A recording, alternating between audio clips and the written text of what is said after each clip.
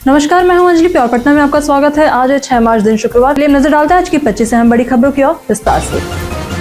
RBI में assistant पदों में कुल 650 पदों पर भर्ती। भारतीय रिजर्व बैंक यानी कि आरबीआई में असिस्टेंट पदों के लिए आवेदन की अंतिम तिथि यहां पर 8 मार्च 2026 है और इस भर्ती के माध्यम से यहां पर कुल 650 उम्मीदवारों का चयन किया जाएगा। जहां आयु सीमा की बात करें तो 20 से 28 वर्ष है, जबकि आरक्षित वर्ग को यहां पर छूट दी गई है। इसी के साथ स्नातक की डिग्री आवश्यक है।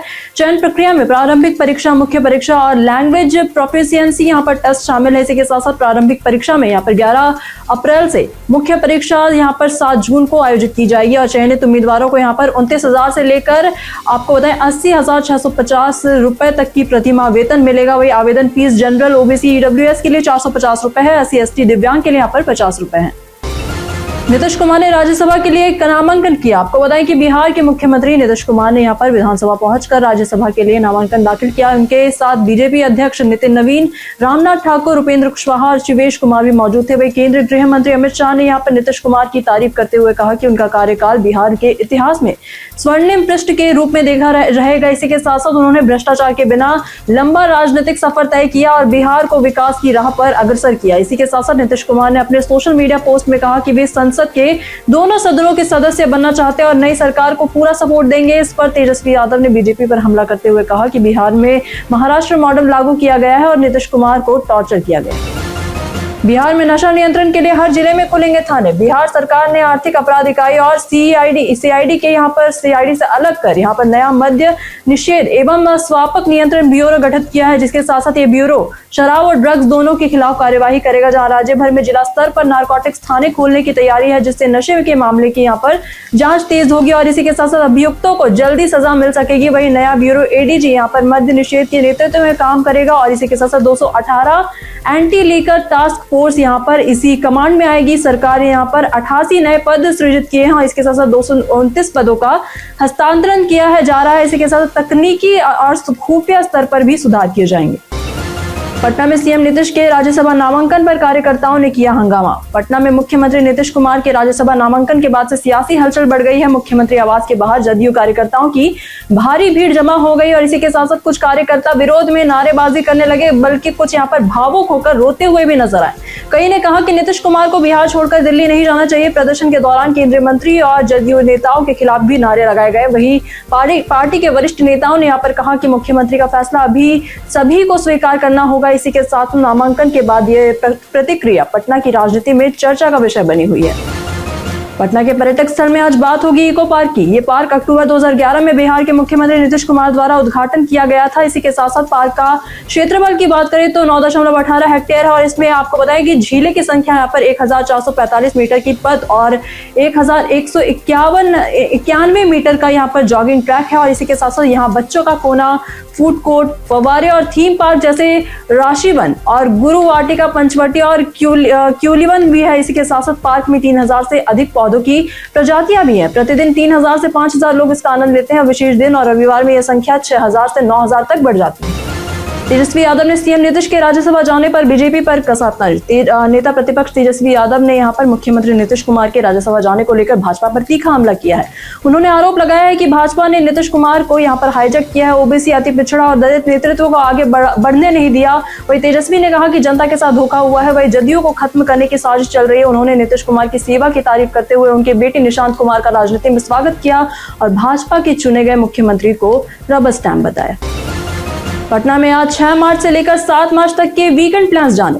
पटना में इस वीकेंड यानी कि 6 मार्च से लेकर 8 मार्च 2026 तक कला, संस्कृति और महिलाओं के उत्सव का माहौल रहेगा। जहां अर्थशिला में यहाँ पर आपको बोले सिनेमाची दुनिया, पन्ना, पर्दा, बाजा वही नामक प्रदर्शनी लगी है, जिसमें पुराने सिनेमा पोस्टर, गाने का यहाँ पर जो किताबें हैं और इसी के साथ साथ प्रचार सामग्री देखने को मिलेगी। वही 8 मार्च की बात करें तो ओ मनिया empower her voice open mic कार्यक्रम होंगे, जहां महिलाएं कविता, संगीत और स्टोरी टेलिंग के जरिए अपनी आवाज पेश कर सकेंगी। इसके अलावा आपको बताया कि सहकार हाट 2026 में महिलाओं के हैंडलूम और हैंडीक्राफ्ट और फूड स्टॉल का आयोजन किया जाएगा, जहां इस वीकेंड में पटना के लोग कला, संस्कृति और महिला उद्यमियों का यहाँ पर चीजों का आनंद ले सकते हैं।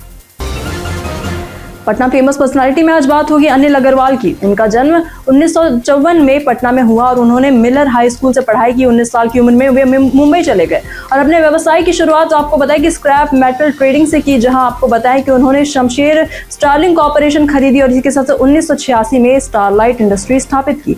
बाद में उन्होंने बाल्को, HJDL और इसी के साथ सेसा गोवा जैसी कंपनियां खरीदी और 2003 में वेदांता रिसोर्सेज की स्थापना की।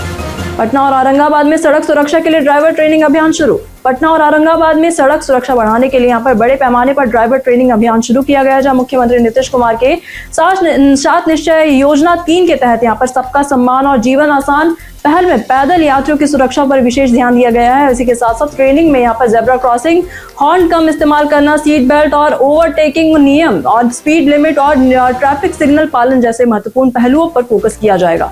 जहाँ पहले चरण में यहाँ पर सकारात्मक परिणामों के बाद 1 अप्रैल से यहाँ पर सभी जिलों में सरकारी और निजी बसों पर वाहनों के चालकों को अनिवार्य प्रशिक्षण दिया जाएगा।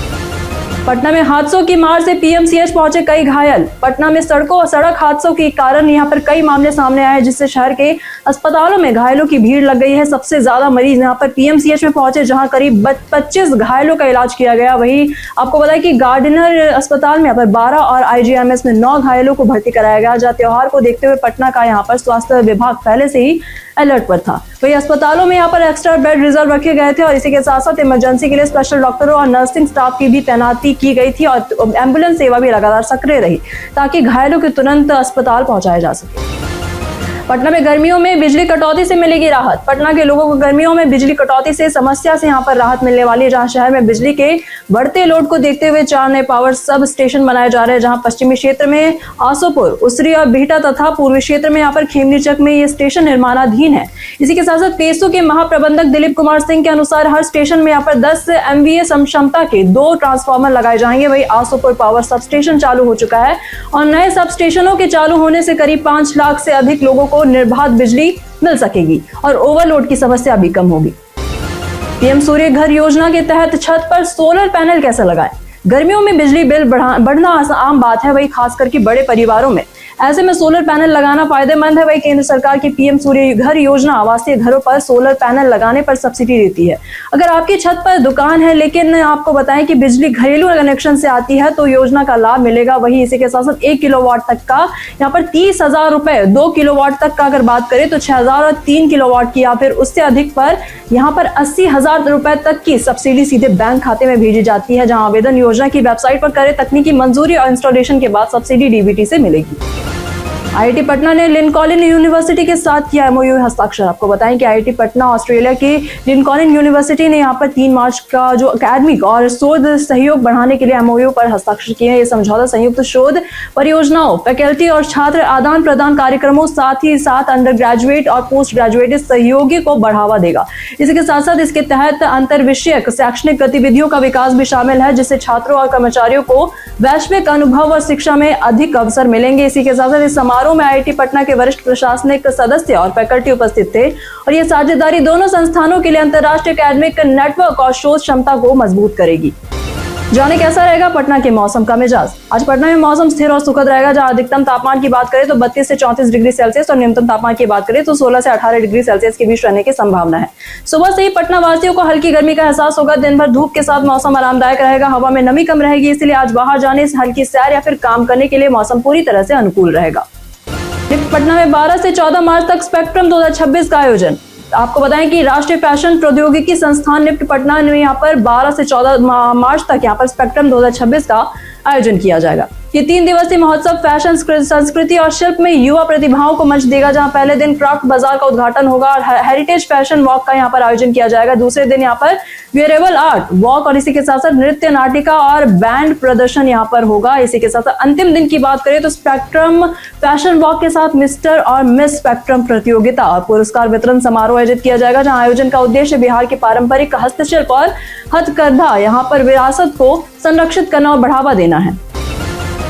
सीएम नीतीश की साफ छवि की अमित शाह ने की तारीफ। आपको बताया कि केंद्रीय गृह मंत्री अमित शाह पटना में राज्यसभा चुनाव के लिए एनडीए उम्मीदवारों के नामांकन कार्यक्रम में शामिल हुए, जहां इस दौरान उन्होंने मुख्यमंत्री नीतीश कुमार के राजनीतिक जीवन की सराहना करते हुए कहा कि इतने लंबे सार्वजनिक जीवन के बावजूद उनके कुर्ते पर कभी दाग नहीं लगा। शाह ने यहां पर यह भी कहा कि विधायक, सांसद, केंद्रीय मंत्री और मुख्यमंत्री के रूप में काम करते हुए भी नीतीश कुमार की छवि हमेशा साफ और सादगीपूर्ण रही है। पटना में चीफ प्रोजेक्ट मैनेजर पद पर निकली भर्ती। रेल विकास निगम लिमिटेड यानी कि RVNL ने यहां पर चीफ प्रोजेक्ट मैनेजर यानी कि सिविल पद के लिए भर्ती अधिसूचना जारी की है। ये नियुक्ति प्रति नियुक्ति के आधार पर की जाएगी और पद की तैनाती पटना में होगी। वही इस भर्ती के तहत एक पद भरा जाएगा और इसी के साथ साथ चयनित अधिकारी का यहाँ पर कार्यकाल 5 वर्ष का होगा। आवेदन प्रक्रिया 2 मार्च से शुरू हो चुकी है। वही इच्छुक उम्मीदवार यहाँ पर इस निर्धारित प्रारूप में आवेदन कर सकते हैं। वही आवेदन जमा करने की अंतिम तिथि 31 मार्च 2026 निर्धारित की गई है। द्वारा पूछे गए सवाल का जवाब आप लोगों में से बहुत लोगों ने हमारे कमेंट बॉक्स सेक्शन में लिखकर दिया है। जिन्होंने हमारे द्वारा पूछे गए सवालों का जवाब दिया है उनके नाम है संजीव कुमार, अमरजीत कुमार, MD सद्दाम, दयानंद सिंह, तेजस यादव। इससे बढ़ते हैं आज के सवाल की ओर। आज का सवाल है कि सीएम नीतीश के राज्यसभा नामांकन के बाद आप बिहार की कमान किसे सौंपते देखना चाहते हैं? अपना जवाब हमें हमारे कमेंट सेक्शन में लिखकर जरूर बताएं। आज के लिए बस इतना ही। बिहार के तमाम खबरों के साथ बने रहने के लिए देखते रहें प्योर पटना। और साथ ही अगर आप यूट्यूब चैनल पर देख रहे हैं तो चैनल को सब्सक्राइब करें। अगर आप फेसबुक पेज पर देख रहे हैं तो लाइक और फॉलो बिल्कुल करें।